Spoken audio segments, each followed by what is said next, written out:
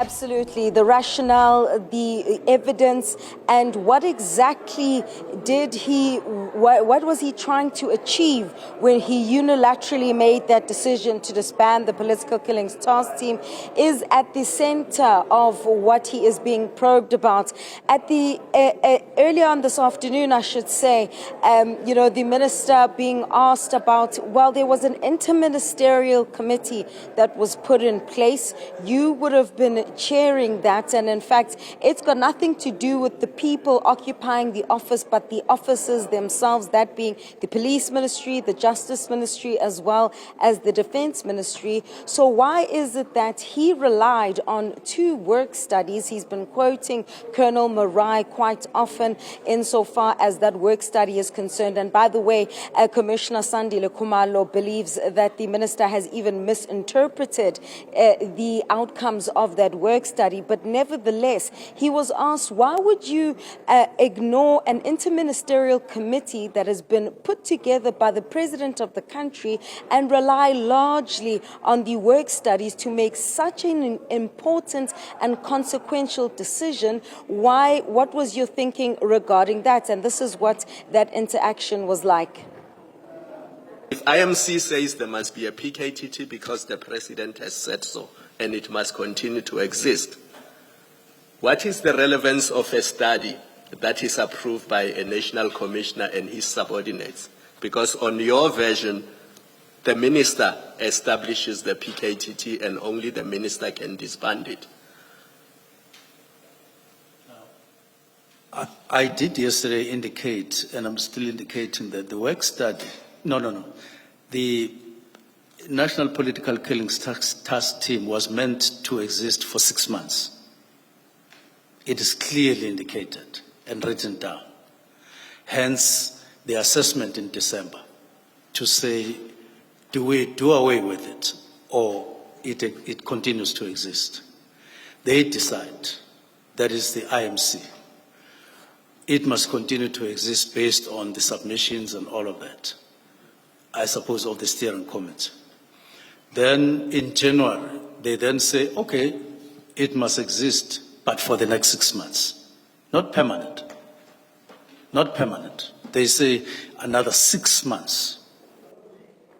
So you'll remember, Stephen, a lot of the discussion around the disbandment of the political killings task team from the perspective of Ngcobo. He cited, the budgetary implications of keeping a task team in its current form, operating in this way, and it instead needs to form part of a new South African Police Service organogram, and it would have fallen under the components of the murder and robbery unit. But Advocate Mahlape Silo leading evidence to say, well, there's another two task teams that exist for just as long as the political killings task team has, and we don't even know whether or not the money spent on these other two task teams could possibly even be more than that of the PKTT.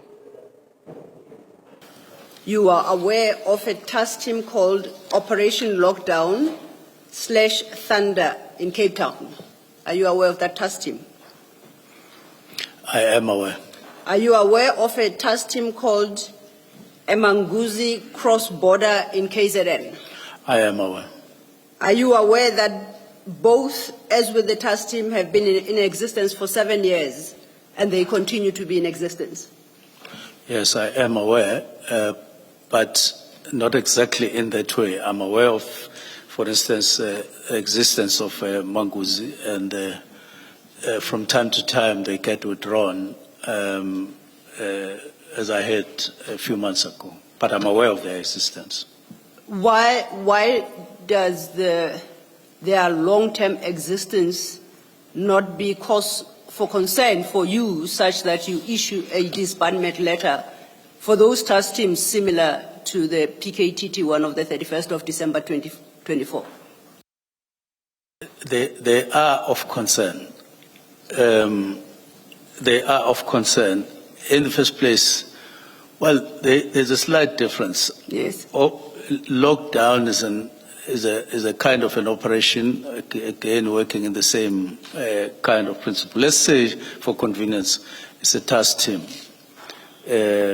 and so on. It is of concern.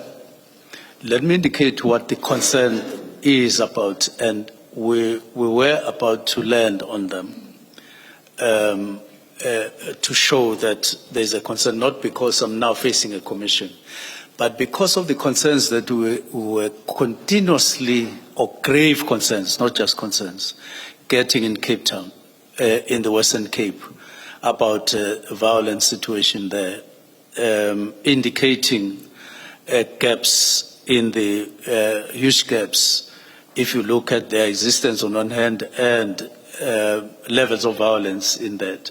It could be concluded that they haven't performed up to the level.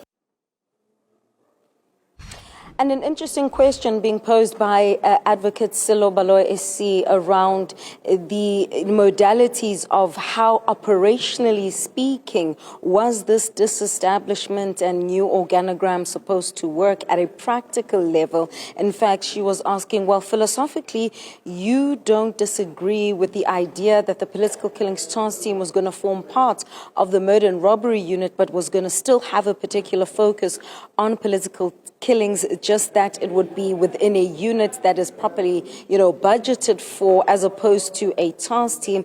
And the minister agreeing, saying yes, but at an operational and at a tangible level, Stephen, the minister was struggling to actually answer questions around how he had envisaged his directive to be implemented. And this was even brought up by the commissioners again, insofar as how his directive was interpreted by someone like the suspended Deputy National Commissioner, Shedrick Sibiya, who he issued an instruction that all members of the political killings task team must go back to their original stations, and therefore, that would be the end of that. And Mchunu trying to say, no, it would mean they'd go back to the original stations, but within the murder and robbery units. And in fact, a very firm Sesi Baloyi SC saying, no, Minister, do not try and interpret the instruction that was given by Sibiya to be able to fit into your narrative. And another question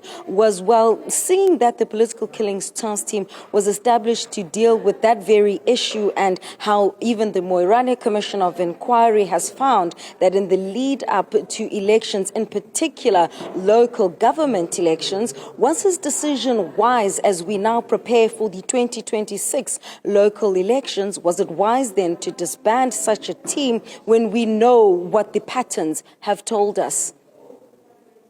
Do you think that disbanding the PKTT in circumstances where political killings could flare up ahead of the 2026 local elections was a wise decision? Commissioners, in the context that I'll come exactly to your question, but I just want to say first a preamble. In the context of what would practically happen when you disband or when you reconfigure PKTT, it would mean in practice integrating what is there currently. You would take what is there in PKTT, what is there or not there in murder and robbery, because going together with the establishment of specialized units was to ensure that subsets greater capacity that is sustainable.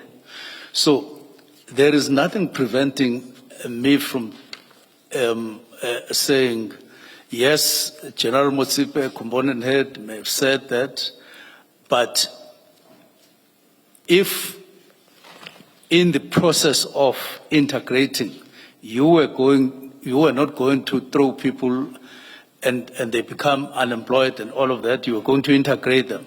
I have no doubt that this would result into the required capacity once integrated.